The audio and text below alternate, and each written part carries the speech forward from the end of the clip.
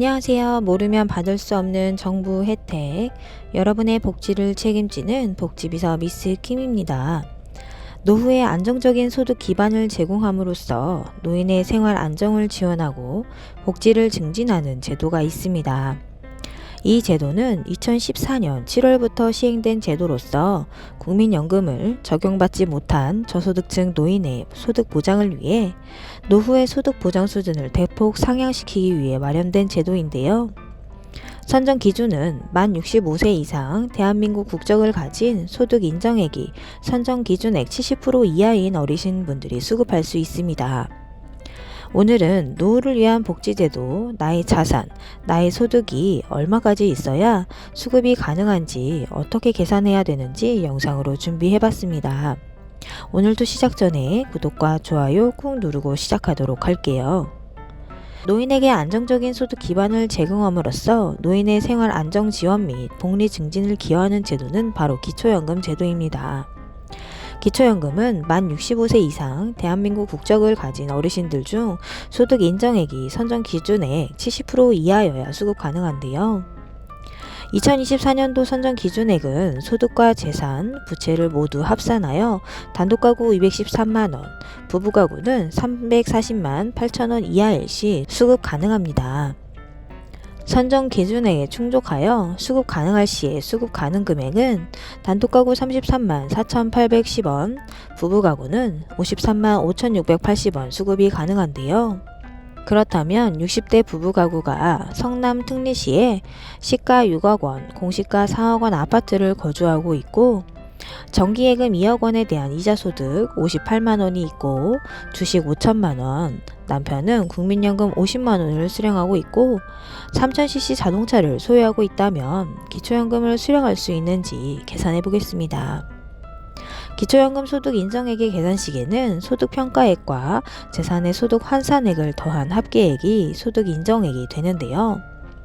정기예금은 2억 원에 대한 이자소득은 58만 원은 기본공제 4만 원이 있고 남편의 국민연금 수령액 50만 원은 기본공제가 없기 때문에 54만 원과 50만 원을 합한 104만 원이 소득평가액이 됩니다. 재산소득 환산액은 일반재산과 금융재산의 합계가 되겠는데요. 일반재산의 아파트 시가표준액 4억 원과 자동차 2,500만 원을 합한 4억 2,500만 원에서 성남 특례시 기본공제인 1억 3,500만 원을 공제하면 일반 재산액은 2억 9천만 원이 됩니다. 금융재산의 경우 정기예금 2억 원과 보유한 주식 5천만 원을 합한 2억 5천만 원에서 기본공제 2천만 원을 뺀 2억 3천만 원이 금융재산이 되는데요. 2억 9천만 원과 2억 3천만 원을 더하면 5억 2천만 원이 되고 소득 환산율 4%를 곱한 후 12개월을 나누면 173만 원이 됩니다. 그렇다면 재산의 총 소득 환산액은 173만 원이 되겠는데요.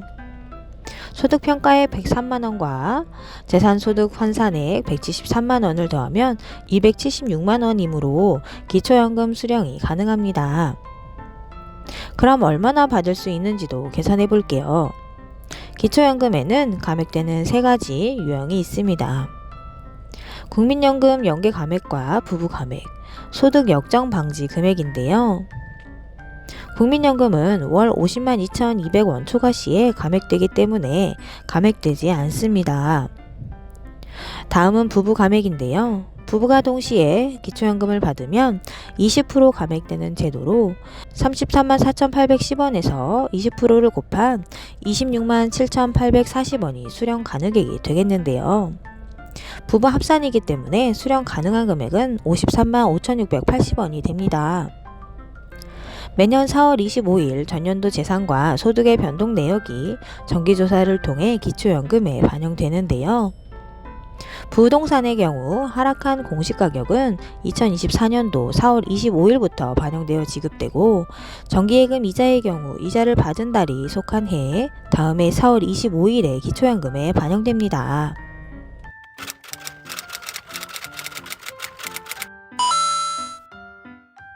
공론화위원회는 16일과 20일 이해관계자를 대상으로 공청회를 열었습니다. 사용자 단체, 근로자 단체, 지역가입자, 청년단체, 특수직역 등 각 이해관계자가 참여해 7개 의제에 대해 논의했는데요.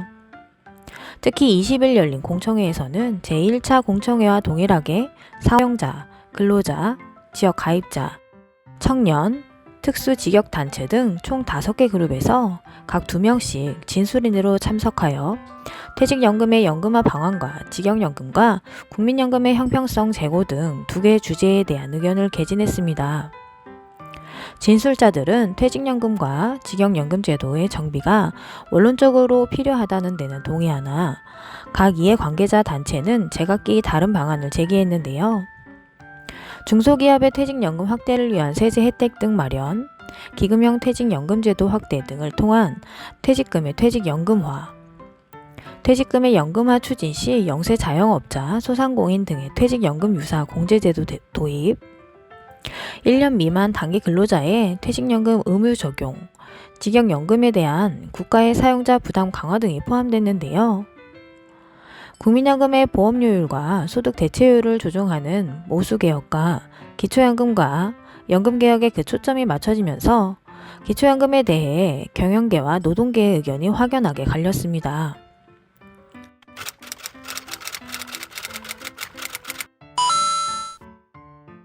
경영계 입장에서는 현재 소득하위 70% 설정된 기초연금의 수급 대상을 저소득층 중심으로 축소하되 보장을 두텁게 하여 노후 빈곤 문제를 해소하는 방안을 제시했고, 노동계 입장에서는 기초연금을 40만 원까지 인상하고 지급 대상을 80%에서 90%까지 확대하고 국민연금 연계 감액 폐지 주장을 펼치며 보편적 복지의 방안을 제시했습니다. 현재 기초연금의 큰 문제는 부유층 노인이라도 본인 명의 소득과 재산만 없다면 기초연금을 얼마든지 받을 수 있어 여러 가지 편법이 존재하고 있는 상황인데요. 정부에서는 두 연금의 동시 수급자가 늘어나고 있지만 수급자에 대한 조사는 분리 운영되고 있고 조사의 효율성이 저해되는 문제가 있기에 앞으로는 국민연금과 기초연금 부정수급에 사용되는 수급자 조사 자료가 상호 공유될 예정이라고 합니다. 또한 국민연금 고갈 소식이 전해지며 국민연금을 얼마나 내고 얼마나 받을 수 있는지에 대한 내용도 함께 논의되었는데요. 현행 국민연금 보험료율은 9%고 소득 대체율은 42.5%이지만 소득 대체율이 매년 0.5%씩 낮아져 2028년에는 40%로 맞춰져 있는 상황입니다. 이날 공청회에 제출한 보고서에 따르면 보험료 인상에는 대부분 동의하지만 국민연금을 더 받는 소득 대체율에는 의견이 갈렸는데요. 경영계 입장에서는 국민연금을 더 받는 소득 대체율의 인상은 연금 부채의 증가로 인하여 미래 세대의 부담을 가중시키기에 개인연금, 주택연금, 퇴직연금 등을 포함한 중층적 보장 체계가 강화되어야 한다는 주장이었고, 노동계 입장에서는 소득 대체율을 50%까지 인상하자는 방안을 내놓았는데요. 국민연금 월 평균 급여액은 62만 원이지만 국민연금 가입자의 70% 이상이 60만 원 미만의 국민연금을 매달 받고 있는 것을 감안한다면 현재 소득 대체율로 미래 세대 노인 빈곤을 벗어날 수 없다는 것입니다. 두 차례의 공청회에서 진술된 이해관계자들의 의견은 앞으로 있을 공론화 과정에서 기초 자료로도 활용될 예정인데요. 노인 인구가 증가하고 있는 만큼 빠른 연금 개혁이 실현되길 바라며 이상 복지비서 미스 킴이었습니다. 감사합니다.